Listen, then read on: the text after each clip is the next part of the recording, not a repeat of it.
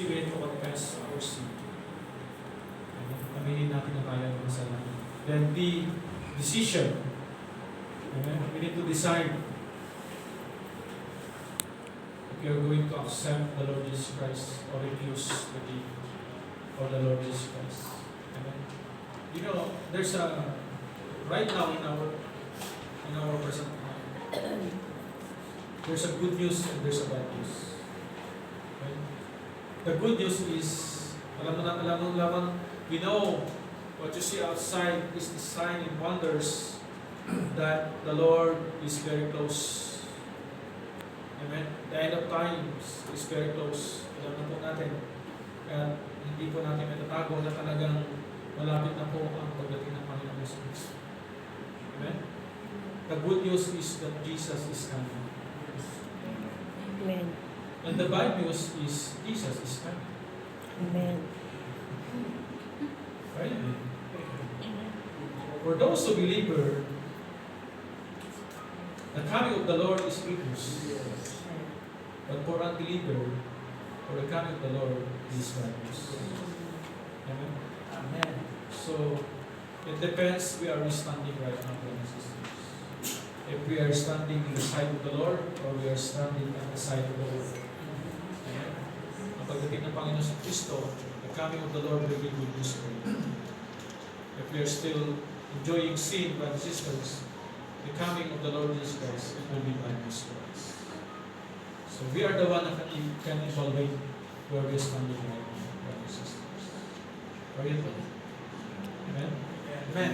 You and me, as a disciple, as a Christian, follower of the Lord Jesus Christ, don't be selfish, mga minamahal. Amen? Tayo po yung John the Baptist ng Lord. Because before Jesus Christ come into this world, God sent John the Baptist to prepare the way of the Lord. Amen? Kaya ka niligtas ng Lord, not only for you, but even to your family. Prepare the way of the Lord to your family.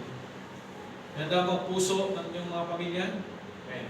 Para sa pagdating ng Panginoon, hindi lamang ikaw maligtas, kundi ang buong sambayanan mo. Pangako ng Lord yan. When you believe, even your household will be saved. Hindi porket tinanggap mo ang Panginoon sa Kristo, automatic Kristiyano ng pamilya mo. No, it's an individual decision and individual acceptance. Na kahit ang mga anak natin, kailangan nilang confess their mouth and believe in their heart that Jesus Christ is Lord. Amen? Are you with me? Amen. Kailangan natin turuan, ipaunawa sa pamilya natin na mayroong kaligtasan. Amen? Amen. For our Sister May, are you willing to receive the gift of eternal life? Praise the Lord. For all of us, brothers and sisters, if you want to recommit, wow, feel the presence of the Lord. You are very blessed, Sister May. You know what? How many Filipinos here in the town? There's 300,000. Maraming pwedeng tawagin si Lord sa mga oras ako for them to receive the salvation. But He chooses today to receive the gift of it. Amen. God remember you today. Not only you, but even your family and loved ones. Mayroon pong banal na plano ang Lord sa buhay mo at sa pamilya. Amen. Kalusta na, brothers and sisters. Tayo po lahat ng tumayo. I will lead you in one prayer. It's called Salvation's Prayers, Repentance Prayer, or Sinner's Prayers. Ariin niyo lamang na ito po ay personal ng panalangin. And I want you to pray this with all your heart, with all your mind, with all your soul. Amen? Just repeat after me. If tayo po ay handa na, if you are ready, just close our eyes and bow our head. And repeat after me. My Lord Jesus, My Lord Jesus, I thank you I thank you for this very moment for this very moment that you remember me. that you remember me.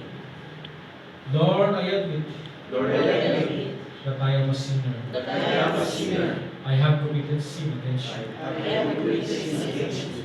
Lord, forgive me. Lord, forgive me.